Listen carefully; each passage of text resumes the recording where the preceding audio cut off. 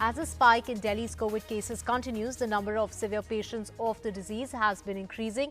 In terms of ICU beds with ventilators, several big private hospitals have 0 beds vacant. Some government hospitals are also facing a very heavy caseload and have only a few beds vacant.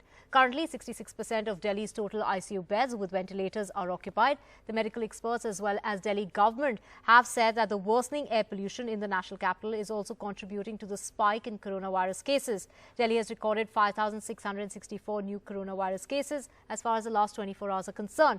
This was the 5th consecutive day that Delhi has recorded over 5,000 cases. To get more on this, my colleague Sukirti is joining us. Sukirti, another day of 5,000 cases that are coming in as far as Delhi is concerned. Now Delhi seems to be running out of ICU beds as well.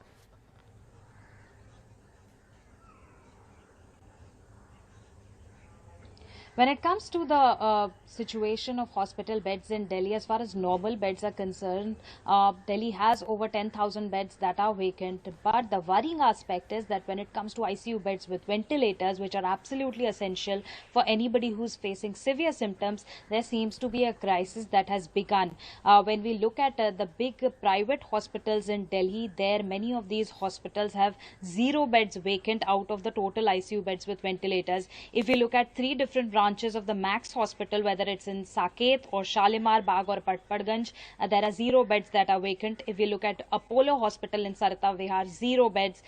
Fortis Hospital in Vasant Kunj or Okhla or Shalimar Bagh, all of them have 0 ICU beds with ventilators that are vacant right now. Batra Hospital in Tughlakabad has the same situation. If we look at the big government hospitals, then the biggest government hospital, LNJP, has only 11 beds vacant out of 200. AIMS has only 5 beds vacant out of 50. Safdarjung has only 1 bed that is vacant out of 54. Now, medical experts as well as the Delhi government have been saying and emphasizing that it's the increase in air pollution that is leading to the spike in COVID cases. So that has already begun and there is a huge problem of hospital beds at this point in Delhi.